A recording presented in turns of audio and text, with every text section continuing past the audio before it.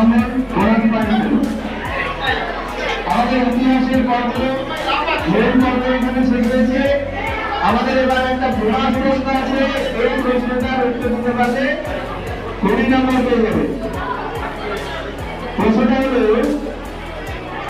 GT road অর্থাৎ grand road, এই যে রোড প্রস্তুতকর্তা শেখ শাহ, শেখ শাহের আসল নাম কি ছিল? শেখ শাহের আসল নাম কি ছিল?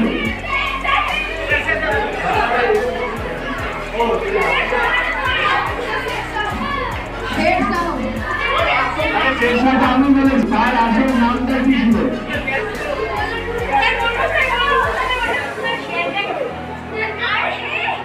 এই গ্রুপে পাল্লা যারা আন্তর্জাতিক তারাই আন্তর্জাতিক পাবে। শেখ শাহের আসল নামটা কি ছিল?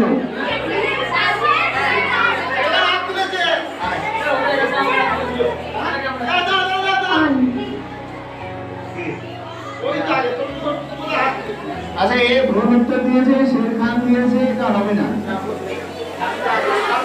এবার তারা আর করবে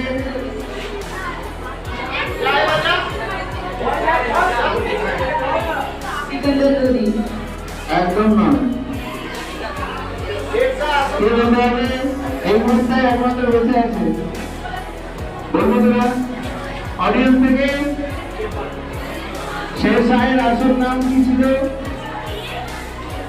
কেউ হাত তুলেছে?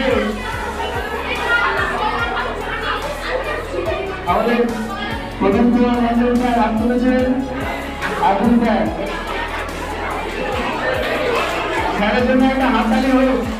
যাই হোক স্যার, যাই বলুন না কেন, স্যার তো এসেছে, এটাই বড় কথা। পরীক্ষা একদম সঠিক উত্তর। হাততালি স্যার, আমাদের 20 নম্বর পেলেন প্রদীপ কুমার মন্ডল স্যার, 20 নম্বর পেলেন পরীক্ষা। এবার আমাদের তৃতীয় পর্ব শেষ, চতুর্থ পর্বে আমাদের বিষয়বস্তু হল ভূগোল।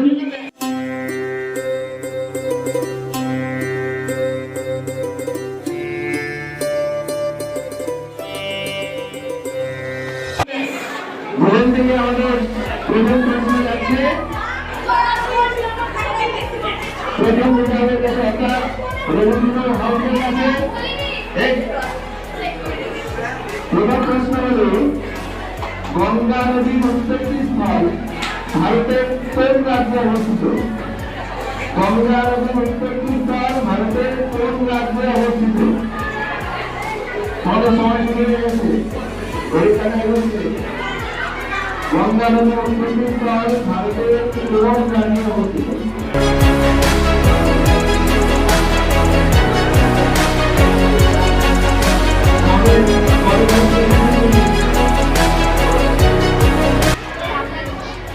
ভারতের বাংলাদেশ রয়েছে, ভারতের বাংলাদেশ। এটা একদম মানে এই প্রশ্নের উত্তরের সঙ্গে সম্পর্কিত নয়। পরবর্তী নতুন হাউস তোমরা বলতে পারো, কোন রাজ্যে গঙ্গা নদীর উৎপত্তি? কোন রাজ্য?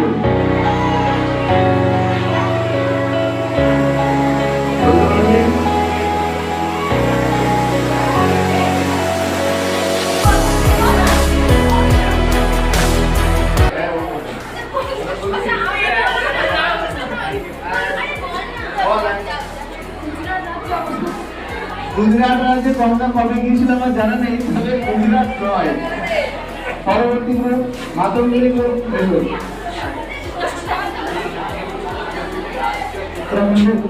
একদম সঠিক উত্তর উত্তরাখণ্ড।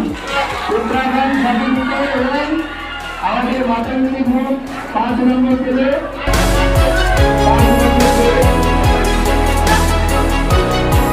দ্বিতীয় প্রশ্ন আমাদের নতুন হাউসের কাছে, পৃথিবীর সর্বোচ্চ শৃঙ্গ মাউন্ট এভারেস্ট কত? এই মাউন্ট এভারেস্ট কোন দেশে অবস্থিত? সঠিক উত্তর নেপাল। এটা ধরে হাত তালি হোক নেপালের জন্য। 10 নম্বর দিলাম নতুন হাউস।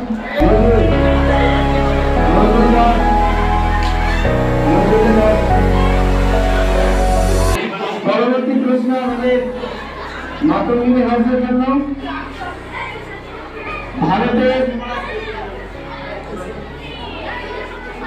ভারতের প্রশস্ততম মানে সবচেয়ে চওড়া নদী কোনটি? প্রশস্ততম নদী ভারতের কোনটি? দামোদর। দামোদর বলছে, দামোদর একদম সঠিক উত্তর নয়, একদম নয়। পরবর্তী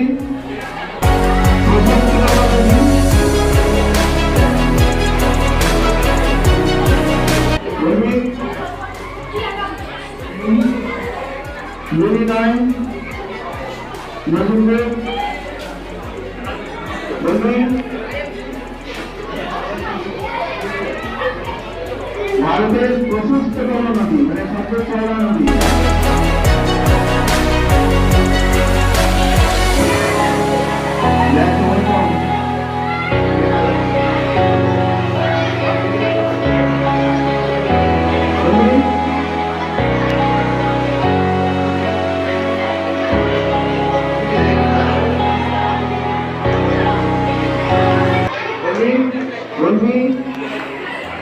সময় শেষ। অডিয়েন্স থেকে বলবে, অডিয়েন্স থেকে ভারতের প্রশস্ততম নদী, প্রশস্ততম নদী কে হাত তুলেছে?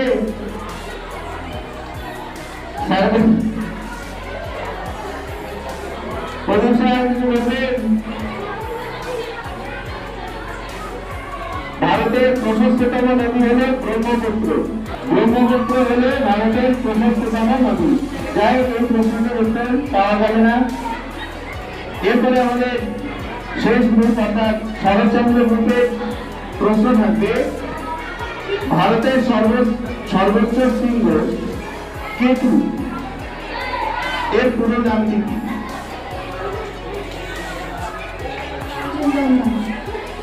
না,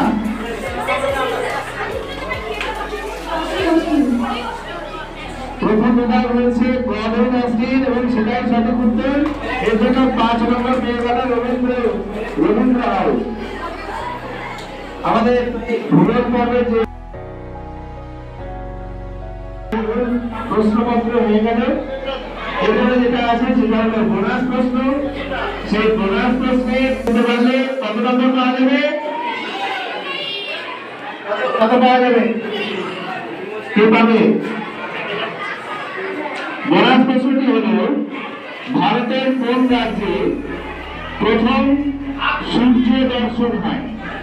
সূর্যকে প্রথম কোন রাজ্য থেকে দেখা যায়? ভারতের কোন রাজ্য থেকে প্রথম সূর্যোদয় কোন রাজ্য থেকে প্রথম দর্শন হয়? ভারতের কোন রাজ্য থেকে সূর্যকে প্রথম দেখা যায়? তামিলনাড়ু। মোটেই নয়।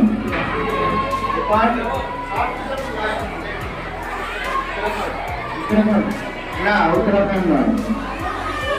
এরপর 1 নম্বর এবং 2 নম্বর করে বলো। একদম নয়।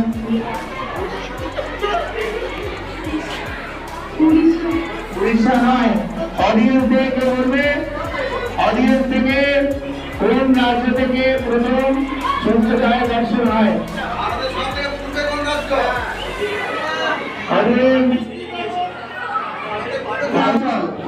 একদম সঠিক উত্তর অরুণাচল প্রদেশ।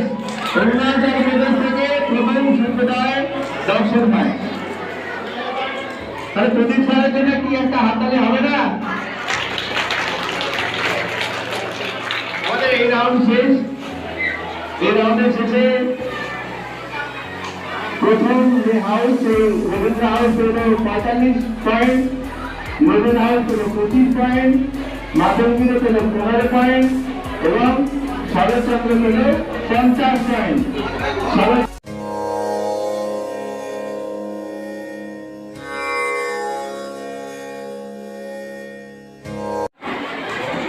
বিভাগের কাছে রবীন্দ্র আমাদের কাছে একদম সহজ প্রশ্ন, ভারতের জাতীয় ফুল কোনটি?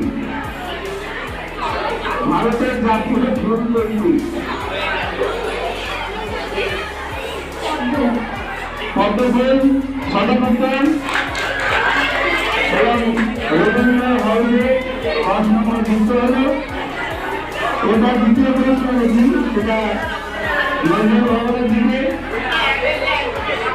ভারতের জাতীয় সঙ্গীতে খুব ভালো করে স্মরণ করবে, শুনবে ভালো করে। ভারতের জাতীয় সঙ্গীতে জয় শব্দটি কতবার ব্যবহৃত হয়েছে? বলতে লেগে যায়।